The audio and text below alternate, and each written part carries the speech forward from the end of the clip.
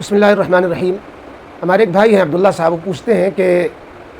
اگر ہم شادی بالکل سنت کے مطابق کرنا چاہیں اپنے بہن بیٹی کی، تو ہمیں کس طریقے سے کرنا چاہیے کہ وہ ساری چیزیں سنت کے مطابق رہیں اور کوئی اس میں غلطی نہ ہو؟ جواب یہ ہے کہ سنت کے مطابق شادی کرنے کے لیے جن جن چیزوں میں خرافاتیں شامل ہو گئی ہیں،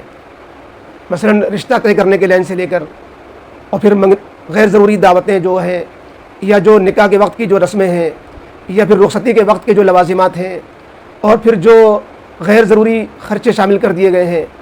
تو اس طرح کی تمام چیزوں کو ختم کرنا ہوگا۔ تو انشاءاللہ وہ جتنی غلط چیزیں جو چل پڑی ہیں وہ ہٹا دی جائیں گی، تو صاف ستھری شادی سامنے آ جائے گی۔ مثلا جب لڑکا لڑکی بالغ ہو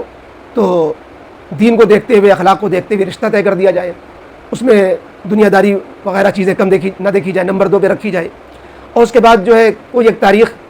دونوں لڑکے لڑکی کے ذمہ دار اولیاء بیٹھ کر کے طے کر لیں کہ کس تاریخ میں نکاح کی مجلس کون سی مسجد میں ہمیں کرنی ہے۔ تو لڑکے والے آ جائیں یا لڑکی والے چلے جائیں کسی مسجد میں، اور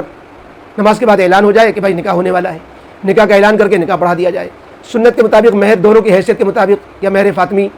یا آپس کے خاندانی مہر، یہ طے کر لیا جائے۔ اور اس کے بعد لڑکی والوں کے یہاں چونکہ کوئی دعوت سنت تو نہیں ہے، لہٰذا وہاں بارات نہ لے جائی جائے، بلکہ اگر لڑکی والے کہیں کہ ٹھیک ہے آپ نہ آئیے، ہم خود اپنے گھر کی عورتوں سے اپنی بہن بیٹی کو آپ کے گھر پہنچا دیں گے، اس کے ضروری سامان کے ساتھ اس کو جو ہے رخصت کر دیا جائے۔ لڑکی والوں کے یہاں کسی طرح کا مجمع لانے کی ضرورت ہی نہیں ہے، بارات کی ضرورت ہی نہیں ہے، اور اگر آنا چاہیں تو 2-4 لوگ جن کی ضرورت ہے وہ ایک آدھ گاڑی سے آ جائیں، اور کوئی محرم جو ہے ساتھ میں ہو، جو دلہن کے یا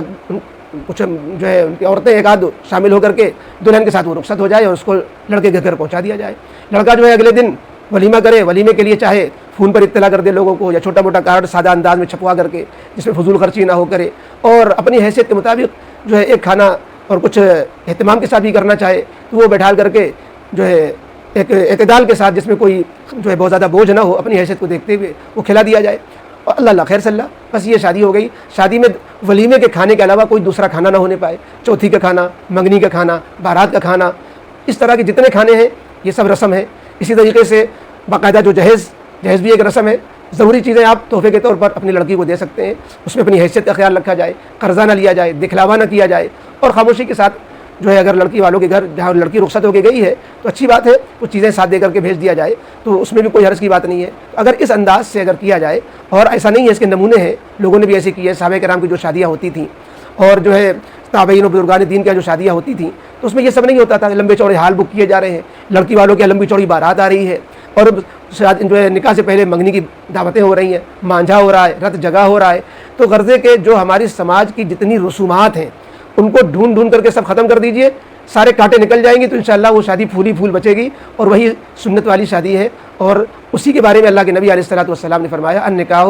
برکتن ان اعظم النکاح برکتن ایسر مؤنتن، زیادہ برکت والا نکاح وہ ہوتا ہے جس میں کم سے کم جھگڑے، کم سے کم بکھیڑے، کم سے کم مشقت، کم سے کم خرچہ ہو، لہذا خرچے بھی کم سے کم ہو، مشقتیں کم سے کم ہو، سہولت کے ساتھ جو ہے نکاح کا فریضہ انجام دے دیا جائے، انشاءاللہ اس میں عظیم برکت ہوگی۔ یہ ہے خلاصہ مختصر اور سنت والی شادی کا۔